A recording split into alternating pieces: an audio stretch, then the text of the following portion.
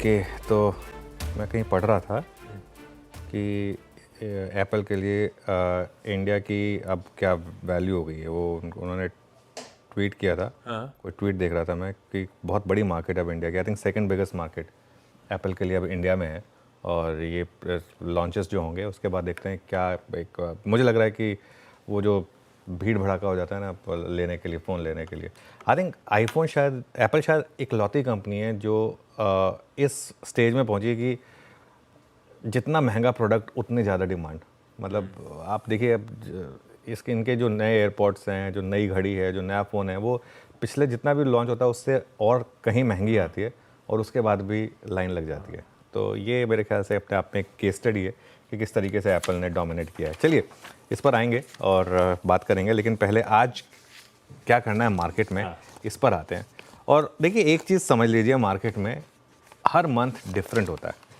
कई मंथ होते हैं ट्रेंडिंग मंथ। आप मैं बस एक बार एंट्री की, बस स्टॉप लॉस लगा के छोड़ दिया सिस्टम में और मार्केट आपको संभाल लेगा। वो मंथ था अगस्त का।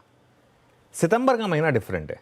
सितंबर का महीना जाना ही जाता है इस चीज़ के लिए। जब हमने सीरीज़ की शुरुआत की थी तब भी ये बात दिखाई थी कि कैसे सितंबर में मार्केट बहुत ज़्यादा वॉलेटाइल मूव्स बनाता है।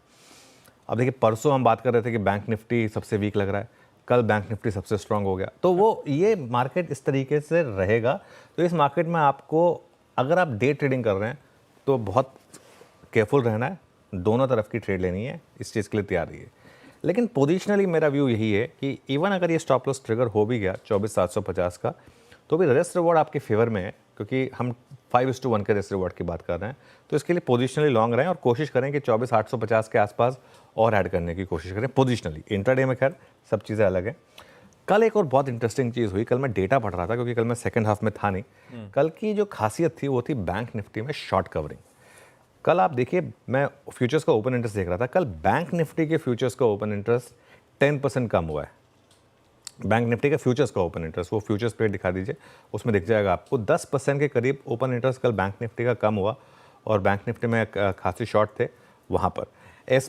एसबीआई में कल ओपन इंटरेस्ट 12% कम हुआ। ये देखिए निफ्टी फ्यूचर्स का ओपन इंटरेस्ट आपको दिखाई देगा क्लियरली, -10.12%। एसबीआई का ओपन इंटरेस्ट कल 12% घटा। और ये ऐसा नहीं है कि हम कोई एक्सपायरी के करीब हैं इसके लिए ओपन इंटरेस्ट कम हो रहा है।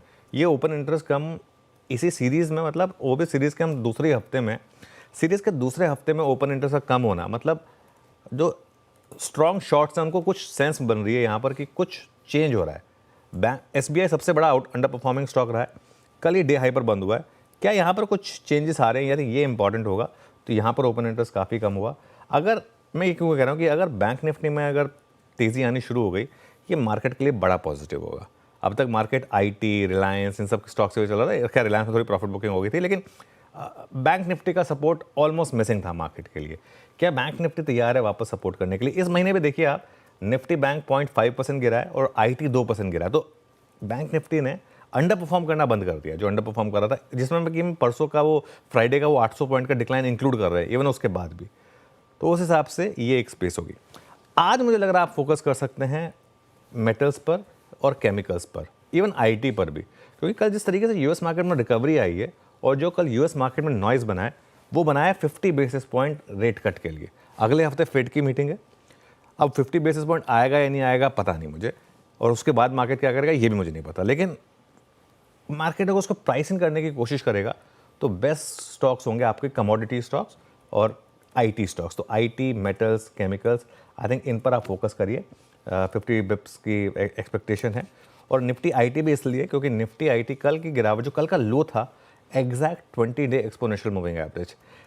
एक ट्रेंडिंग इंडेक्स में नॉर्मली 20 डे का जो फर्स्ट टेस्ट होता है वो डिपेंड होता है। तो Nifty IT plus Nifty metals plus Nifty banks, अगर ये सब चलने को तैयार होंगे तो ये मार्केट के लिए बड़ा पॉजिटिव होगा। अगेन सिस्टम में आपको स्टॉप लॉस लगाना पड़ेगा। लग गया तो बैड लक, नहीं लगा तो अच्छी ट्रेड मिल जाएगी आपको।